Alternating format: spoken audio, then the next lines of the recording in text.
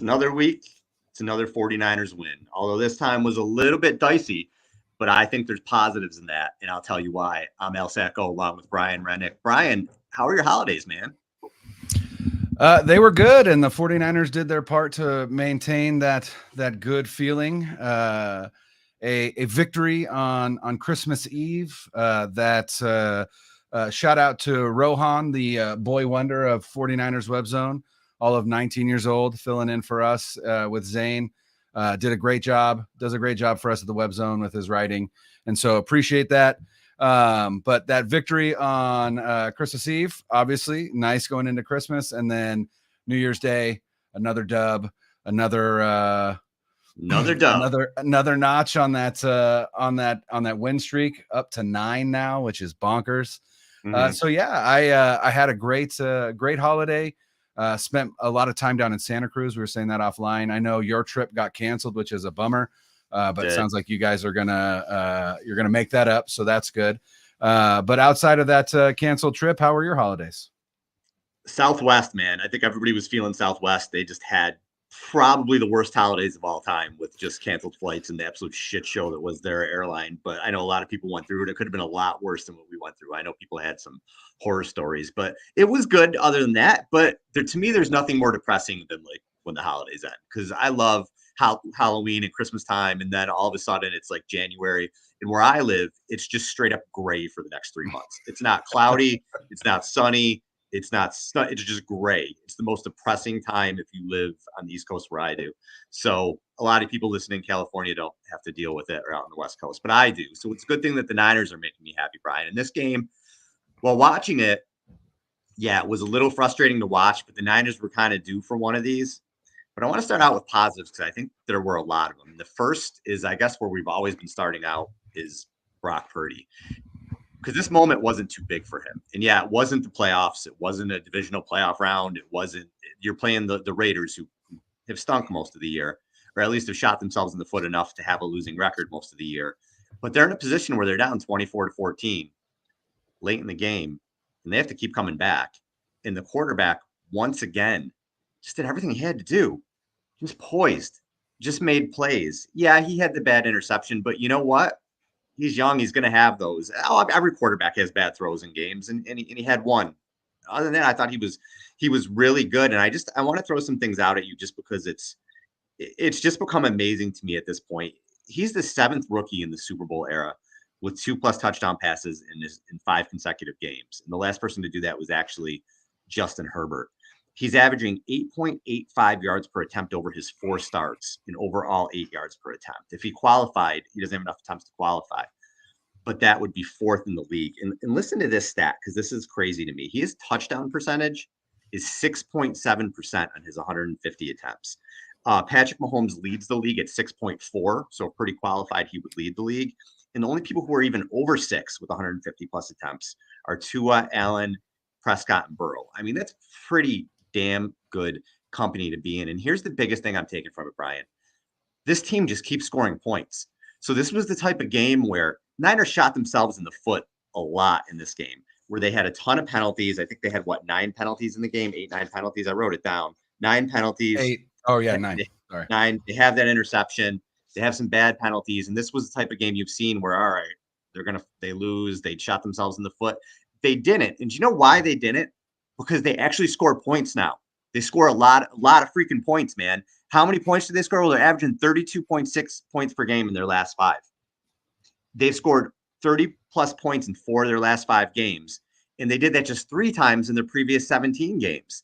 The only times under Shanahan when they've scored 30+ points other than this streak in 4 out of 5 games was actually last year, weeks 8 through 12. They averaged 29.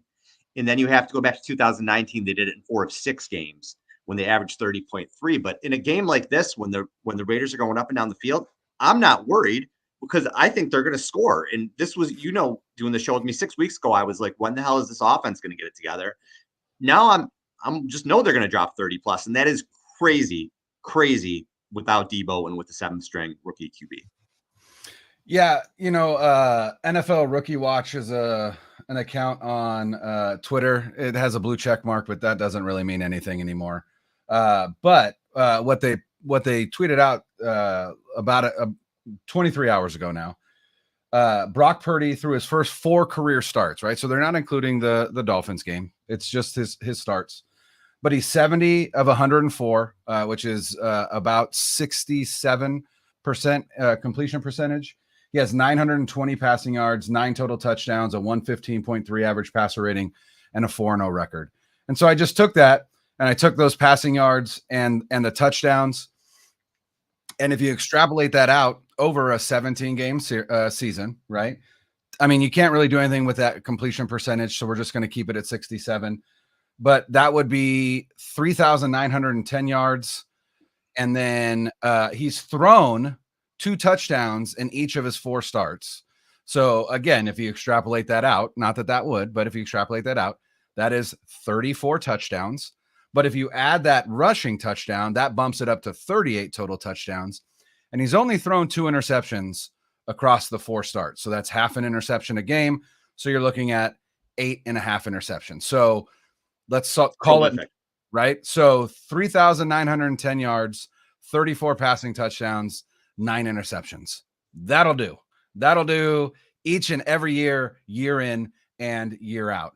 And so not only is that impressive just on its face, but then you add in, like you said, 7th round rookie, Mr. Irrelevant, got his first start against Tom Brady and the Bucks. And it just seems like he got his first challenge having to come in cold and win against Miami, and he passed it. Next challenge facing the GOAT with playoff implications, passed it. Next challenge going up to your arch rival where it's been a house of horrors for you to win a division title, passed that with flying colors. Then your next challenge, now you get to face the toughest defense you faced since coming in against Miami, drops 30, what was it, 33 in that game. 33. Drops 33 on the best defense that he's seen. And the next challenge is the next game. You enter the second half, you're down double digits, and you've got 37 against the Commanders. Okay, 37. And then the next is a second half double-digit deficit. Never gone into halftime without a lead, right, in his previous 3 starts. And he passes that one. Not only did he lead the team to a game-winning field goal opportunity, but he essentially he led 2 game-winning drives, if you think about it. He led the drive that put them up 34-27, and then he led the drive that got them in field goal position to win the game in regulation. Robbie Gould misses it.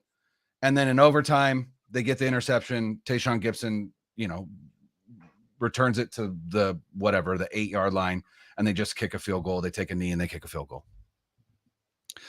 This kid, set it up for Brock. Set whatever you want up for Brock. Brock's knocking it down. It's just an incredible story. It's just an incredible story. And I just cannot say enough about the kid's poise, his decision-making, even that interception. Did he miss Meek Robertson sticking on the back end of that play? He absolutely did, which is why that ball was intercepted. I don't think that's the wrong read. I think he makes that read every time, but I also think he's going to learn from that. But what was more impressive to me is that he threw that interception, and right after he threw it, I tweeted out and I said, interception's not a big deal. What matters is how he responds. Mm-hmm. After throwing that interception, right, which came with, let's see, I have it up here. That interception came with in the third quarter with 2 minutes and 30 seconds left in that quarter. After that interception, scoring drive, if you include overtime. So 4 straight scoring drives after throwing that interception. That's what matters to me. And that, I think, is more impressive than the 284 yards and the 2 touchdowns and the 1 interception. I love the kid. I absolutely Love the kid. I'm over the moon. I love Trey Lance. I think this team is set up for some awesome success in the future with what they've got at the quarterback position right now. And the other thing is they're going to enter 2023 spending, I think, $10 million at the quarterback position. I'm not sure exactly, but it's not a lot. Yeah, it's close to that. Yeah, it's not a lot. So, yeah, I mean, just love the kid. And then not only that, just his escapability, his slipperiness in the pocket. And you saw that multiple times against the Raiders. The touchdown to Kittle. And then some of the plays that I was most impressed with were the two where he escaped pressure and threw the ball away.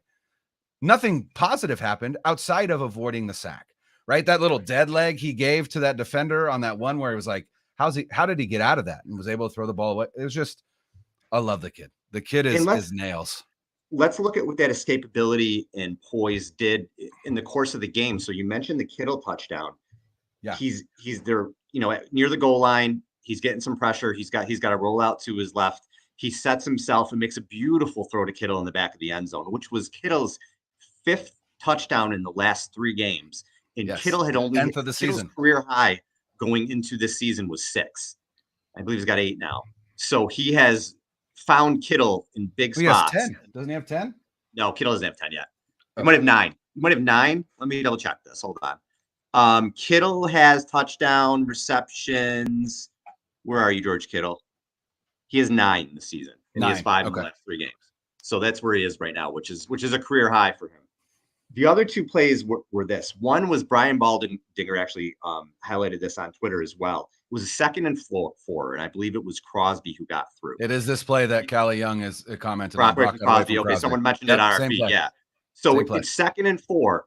The free rusher comes through. We've seen a million times where Jimmy's a dead duck there. And one of the reasons you draft a Trey Lance is because it gives him escapability.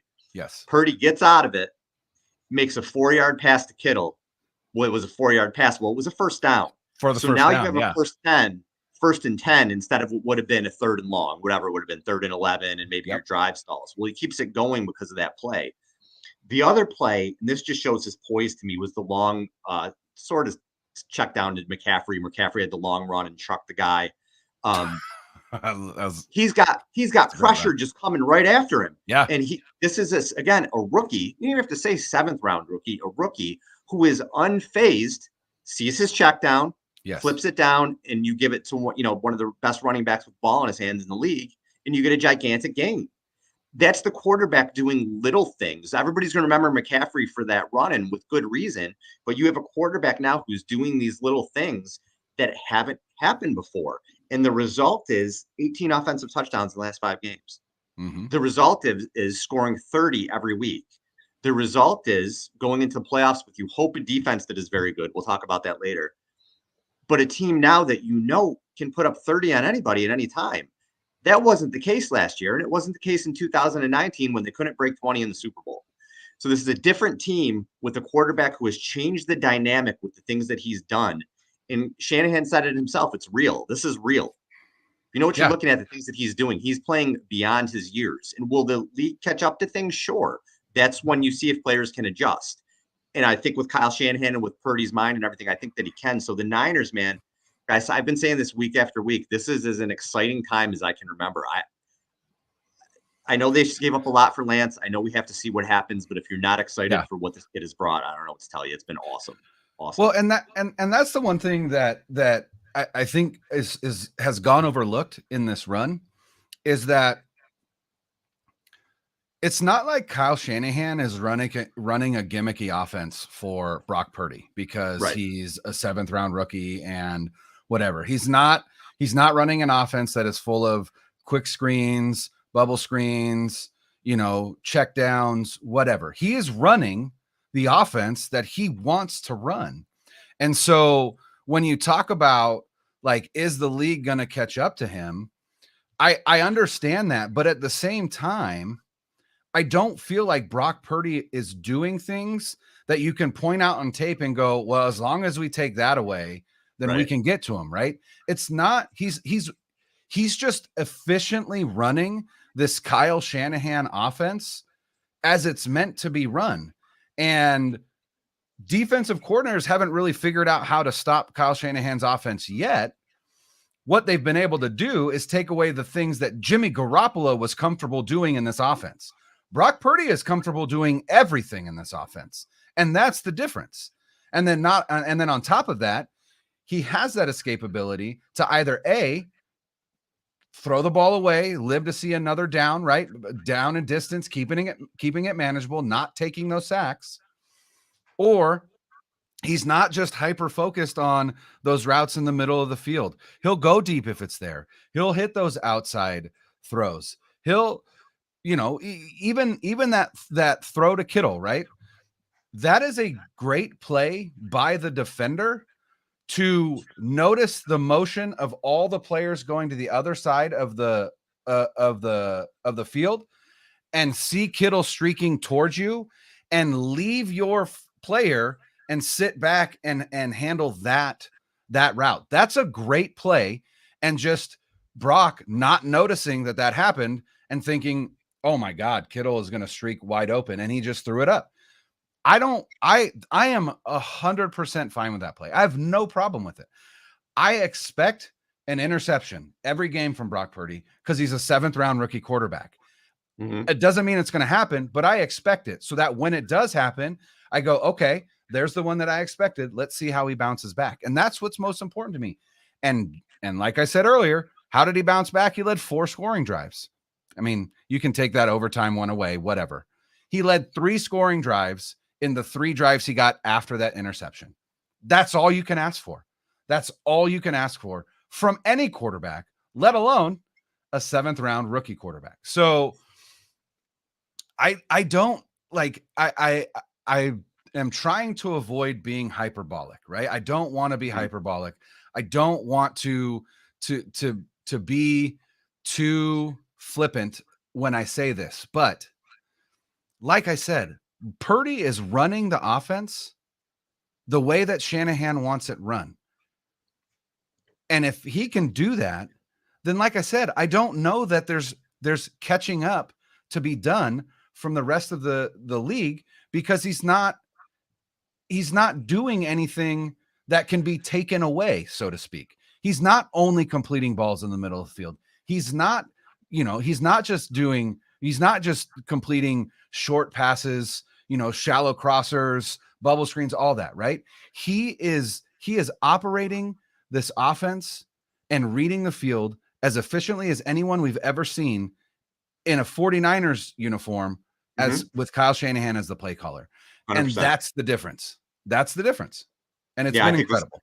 The best quarterback play you've seen in the Kyle Shanahan era, I think. 100%. I don't know that anyone can argue differently. Which is just insane when you look at, the specifics of a rookie doing it. And the poise he showed in the drive at the end of the game when they missed the field goal. But again, it's him, moments not too big. And someone else who stuck out to me there was Brandon Aiyuk, who had 4 catches.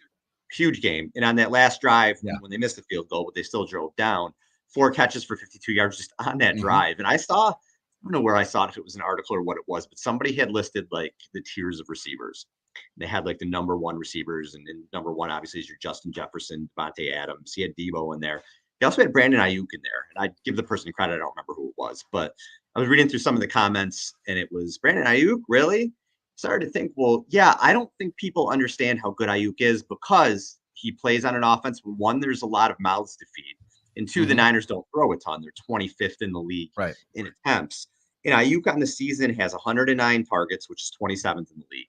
He has 74 receptions, which is also 27th in the league. So, there you go. Yards, he's 22nd with 956. He has 8 touchdowns, which is actually 6th for touchdown receptions. And QBs have a 115.8 rating when throwing to him. So he's been effective. He's only 44 yards away from his first 1,000-yard season. But you're seeing in a game like this, he is a true number 1 receiver. And if he played on a team, 100%. Like if Aaron Rodgers had him this year as the number 1, 1,300 yards, on a team where they would feature him more. And I thought this in a lot of ways might have been his coming out party because of how clutch he was. And I think he's really ascending to that next level. Debo will come back, and Kittle's been playing better, but you see him kind of getting something going with Purdy. And Aiyuk is somebody who's been, I think, criminally underrated in this league for a while. And it was really cool to see him do that, because as someone who watches him week in and week out, as 49er fans do, I think they have an appreciation for him that maybe the national media or national fans or a casual NFL fan may not. For sure. Was it Matt Harmon? Is that who you were reading? I don't know. I see so many things. I know. I write down Matt notes, Harmon. Yeah, I would say I've heard Matt Harmon on the Athletic Football Show with Robert Mays. He runs a blog called Reception Perception, and he focuses just on receivers. And he's big on Brandon Aiyuk, more so than other people. So that's why I was wondering. Yeah, Brandon Aiyuk on, I would argue, 27 other teams in the NFL would be wide receiver one. Yeah, there's probably five. There's probably 5 teams where he wouldn't. He wouldn't be wide receiver one in Minnesota. That's Justin Jefferson. Not in Miami. That's Tyreek Hill. Not in Philly. That's AJ Brown. Not in Dallas. That's CeeDee Lamb. And then maybe there might be a handful of others, but on the majority of teams in the NFL, he would be a wide receiver one. I 100% agree with you. He had 9 catches on the day for 101 yards. And that drive was simply Brandon Aiyuk being a better route runner than the corner that he was going against. Because those were quite literally the majority of those catches came on slants and and like quick posts, right? Where he's setting his foot in the ground and he's cutting, right? And you just can't cover. That's uncoverable if the quarterback can deliver it on time. And Brock Purdy was showing time and time again that he could. Brock Purdy throws a really pretty ball too. It's a tight spiral. He can get zip on it, especially intermediate. He looks good. One of the questions we got earlier said, do we ask if we think that Brock Purdy is seeing the field better than Jimmy G? I 100% think he's seeing the field better than Jimmy G. Not only is he seeing the field better than Jimmy G, he's a significantly faster processor than Jimmy G, which is equally as important. So he is able to process pre-snap what he's looking at, and then also process post-snap, as opposed to Jimmy G, who can process pre-snap, but then he predetermines his reads. And then if it's a disguise, he's throwing into coverage. Brock Purdy isn't, we haven't seen many throws from Brock Purdy where he's throwing into coverage where it's like, why are you throwing it there? A lot of his misses are inaccurate in nature, more than they are a bad read, right? So, and then not only that, but he tends to get to more reads than Jimmy Garoppolo does as well. And that's that processing. So 100%, I think. And again, that's no shade to Jimmy Garoppolo. That's just what I have noticed. And that was one of the things that I was most excited about with Trey Lance, was all the talk about his football IQ, his processing speed. Steve Young said it himself. Trey Lance is a super processor. Like, Trey Lance can do this too. I think Trey Lance's biggest deficiency right now is lack of game reps to read the field and recognize pre and post snap. And then second, just a slower release than Brock Purdy has. Brock Purdy models his game after Dan Marino. It's why he wears number 13. It was his dad was a huge Dolphins fan. Dan Marino was his dad's favorite player. Brock Purdy watched a lot of film of Dan Marino, tries to model his game after Dan Marino. Not a bad dude to model your game after, for sure. But yeah, he's been incredible. But I think, we brought up Brock Purdy. We brought up Brandon Aiyuk. We have to bring up Christian McCaffrey now. Christian McCaffrey. Yeah. It's almost to the point now where he comes out in a 49er uniform and I got to be like, oh, that's right. Like, the Carolina Panthers had Christian McCaffrey and they traded him away. And not only did they trade him away to the San Francisco 49ers. They traded him away to Kyle Shanahan. I guarantee the rest of the league is like, Scott Fitterer is public enemy number one for at least every GM in the NFC, right? Because they're like, how could you let Kyle Shanahan get Christian McCaffrey? Because he has quite literally transformed this offense. He's And been an MVP candidate over the 10 games he's been with the Niners for sure. Jalen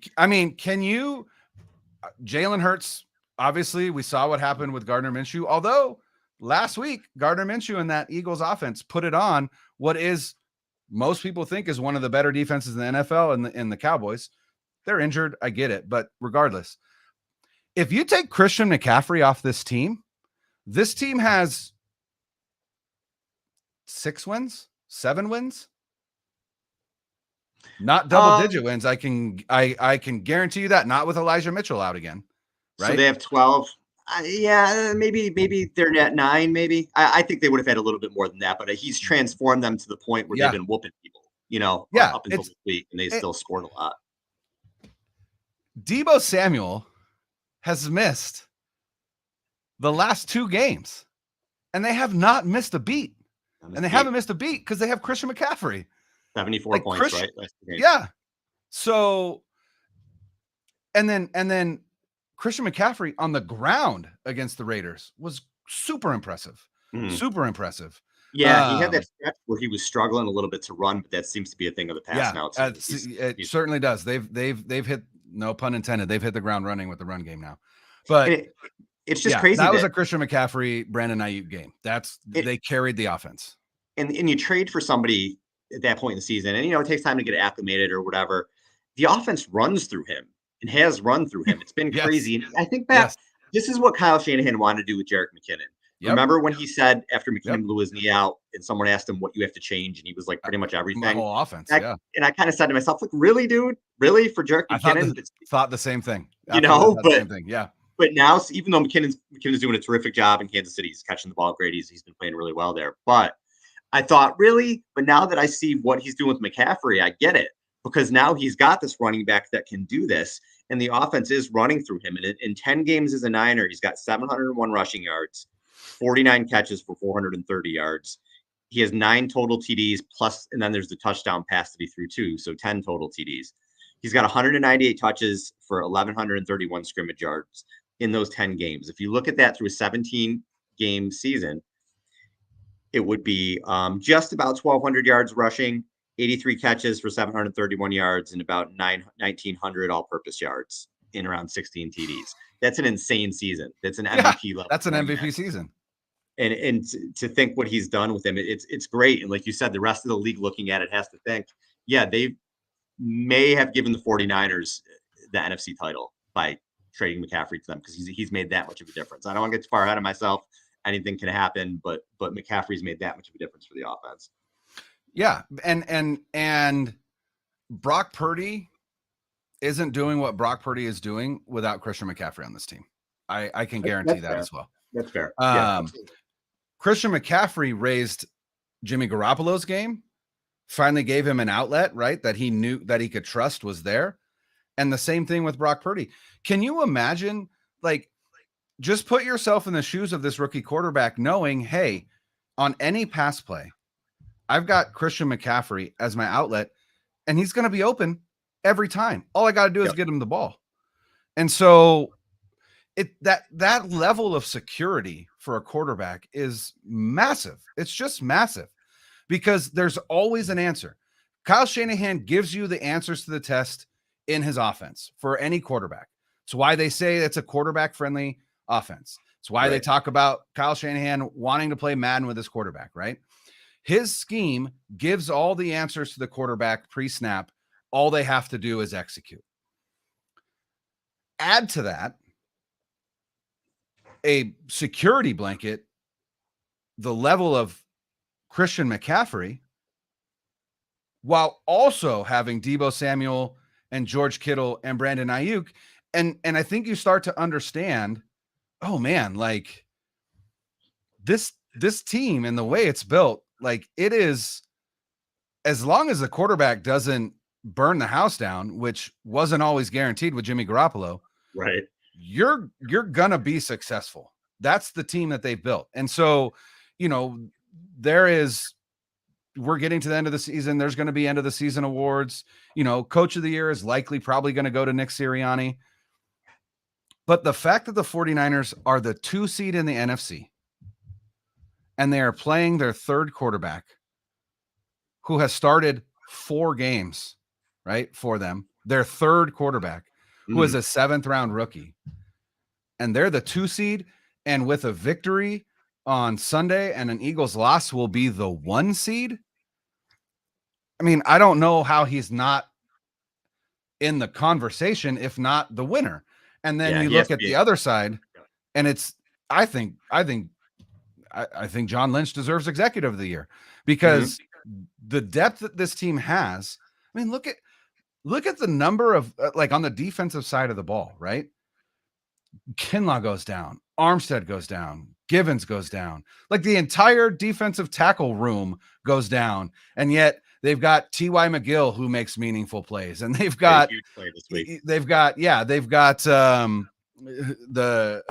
Hassan Ridgeway who has played meaningful snaps and made meaningful plays. Like, and then you look at Emmanuel Mosley goes down, Diamador Lenore steps in and plays incredibly well. He's had 2 rough weeks, and we'll get to the defense in a second. But then on the other side of the ball, right? Aaron Banks starts the season very good, goes down to injury. You get to plug Daniel Brunskill, a very not decorated, but a player you can trust to just plug in and not have to worry about it on the offensive line. Yeah, absolutely. Yep. Colton McKivitz steps in for Trent Williams, doesn't miss a beat, right? Like, just the depth that this team has. Somebody said it earlier. I mean, again, I don't think there's been a better team building job, and I don't think there's been a better coaching job in the NFL. Now, granted, I view the world through a red and gold lens, so there is that. But I mean, even objectively, I think you gotta you gotta give it to them. And then I also think that hands down, DeMeco Ryans should be assistant coach of the year. So it's just an impressive. This is 2019 aside, this is the season that people should look back on and go, Kyle Shanahan established himself as one of the best coaches in the NFL 100%, in 2022. 100%. It was ready to go either way when they were 3-4. It really was. 100%. He's totally changed the narrative to the point now where I agree he's a top 5-6 coach, I think. Yeah. And he's had an amazing season. 3 out of the last 4 years now, 10+ wins. 3 out of the last 4 years playoffs. What he's done with three different quarterbacks this year, all the injuries, he's done a phenomenal job. Phenomenal. Yeah. And we do have to get to the defense because there's a lot to talk about there too. So, all right, we're going to pose the question: are we a little bit worried? I don't know that I am, but I want to start with positives first because the defense overall didn't play well, but there were 3 plays that I want to highlight that changed the game in their own ways. The first was the goal line stand there. Huge. When they stuffed the Raiders inside the 1 or at the 1 yard line, whatever it was. And I want to highlight is that the Eric Armstead? Yeah. And McGill. Yeah. If you watch if you watch it on tape, Armstead throws his guy out of the way. McGill is coming around from the back because he gets pressure in there, and they both kind of make that tackle for the stop. That was a gigantic play. Because if the Raiders score there, Niners probably might not win, who knows, but that was gigantic. The other one was Kerry Hyder getting his arm up and batting the ball, and Drake Jackson coming down with the interception, which led to 3 points. And then the last one was obviously Nick Bosa getting the pressure on Stidham that forced him to throw the bad ball. He bull rushed Colton Miller directly into him as he was stepping into that throw. Because here's the thing, that would have been a completion. That might have been a touchdown for reasons that we will get into in a second. But that was humongous. Outside of causing an interception, that was huge. That was huge. It was huge. It was the biggest play of the game. And those were the 3 plays. They were 3 huge plays. They were 3 terrific plays that changed the game. And you need to make plays like that to win in the NFL for a defense that's usually dominant. But in this game, I was like, did Jim O'Neill get in the booth? Did Eric Mangini sneak into the stadium? It was from the kickoff. I was like, what defense am I watching? I saw a thing where both said they said had like 10 pressures. I didn't see they had really any pass rush. That's why some of these PFF stats, I'm like, okay. But I mean, Bosa's been unbelievable. I'm not saying he's not, but this certainly wasn't one of his best games overall. And I don't think he would say it was either. No, and he actually said, and good on him, he said after, the NFL will humble you 100% of the time. 100%. And I'm looking at this as I hope that it's 100% of the time. I'm looking at this as that I hope that it's a wake-up call for them. I hope that it was just one of those games where they just say, we just kind of sucked. We just came in, we were feeling ourselves a little bit. But hey, man, they gave up 7.6 yards per play. They gave up 130 yards on the ground. They gave up 500 total yards, and they gave up a lot of yards to Jarek Stidham. He threw for 365. And that's the second week in a row QBs have thrown for a lot of yards on them. Heineke and Wentz combined for 289 the week before. So there are some issues in the secondary. Lenore had a terrible game this game. Terrible game. Hufanga has been spotty in terms of coverage. I don't know if the touchdown in this game, the first one, I don't know if it was because it looked like Lenore kind of got sucked in and then Hufanga had to peel back. I don't know whose fault that was on. But neither way, both of them are kind of. That was Hufanga's fault. Or am I thinking the first one in the game? The very first one they scored, it looked like Lenore bit on the play fake and ran in. And I don't know. I'd have to go back to see. But either way, they could both play better. And the secondary is getting exposed a little bit. And when that pass rush isn't dominant, which it was not in this game, you can see what happens. This was Jared. I mean, Devontae Adams is freaking unbelievable, some of the catches he had. But it is still the Raiders. This wasn't Mahomes. This wasn't Allen. This wasn't Burrow. So it is a little concerning. I'm going to hope that it was just, what? We just kind of had a bad day. But it does at least, where I thought that unit was almost invincible, now I'm kind of like, oh, there are some cracks in that armor, especially against a team like Philly if Jalen Hurts is healthy. Last thing I'll say before I'll let you comment. The rushing lanes they gave up to Stidham, Bosa mentioned that too. I mean, you could drive a truck through them, and you do that against the Jalen Hurts, even if maybe do it against Daniel Jones. Not that I'm afraid of the Giants offense by any stretch of the imagination, but you can get yourself in trouble or play a game that's closer than it should be where one fluky thing can turn it. Yeah, the question is, are you concerned? And my answer, like your answer, was no. Going into this game, my buddy Tim, his birthday was yesterday. He has a January 1st birthday, and so we celebrate New Year's Eve with them every year. We go out and celebrate New Year's Eve and his birthday. And so this year we went out to a late dinner, and then we did Topgolf, and we were at Topgolf, and he's like, I'm worried about this game tomorrow. And I was like, get out of here. Like, I'm not worried in the slightest. Jarrett Stidham is starting, like, whatever. And he said, I'm getting real 2019 Falcons vibes from this game. And I was like, nah. And he was right. And that whole game, I also realized, oh man, this is giving me 2019 Falcons vibes. The two main differences. The first one, you didn't have Matt Ryan and Julio Jones, but you did have Devontae Adams, and I'll get there in a second. The second, we actually had a quarterback who was up to it this time, and that's why they pulled out the victory, in my opinion. Jimmy Garoppolo, for all the positives that he has, not terribly clutch. He's had some clutch moments, but for the most part, like that entire game, as they're down multiple scores, I tweeted out, I said, I have no worries right now.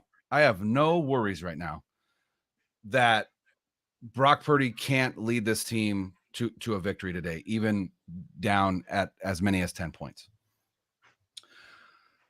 Here's the one thing that concerns me, right? And I'm trying to look it up now. I did not. I'm trying to figure out where the Raiders are in terms of their pass blocking efficiency. I'm wondering if they're one of the better pass blocking lines. I haven't been able to find it. I don't know. Like you said, this defense is built and predicated upon the D-line creating pressure in the face of the quarterback. This defense does not work if you are not getting pressure on the quarterback. Because when you play zone coverage the majority of the time like they do, if you're not getting pressure on the quarterback, then there are soft spots in the zone that they can pick apart. And that's what Jarrett Stidham did. Here's my biggest concern. They signed Charvarius Ward in the offseason. And I think why was they wanted somebody that when push came to shove and they faced a team with a number one wide receiver like Devontae Adams, they could put Charvarius Ward on that number one receiver and feel way more comfortable than they have arguably since 2019 Richard Sherman.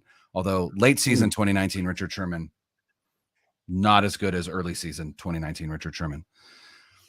Davante Adams won every matchup against Charvarius Ward. That's the concern that I have, right? Is what happens if this team comes up against another squad with a clear-cut number one wide receiver like Davante Adams. Now, if you look at the NFC playoff picture, it goes Eagles 1, Niners 2, Vikings 3, Buccaneers 4, Cowboys 5, Giants 6, currently Seattle Seahawks 7. The Green Bay Packers are in if they win on Sunday against the Lions in Lambeau. Lions are not the same team away from Ford Field that they are when they play at home. So I think that's the likeliest scenario.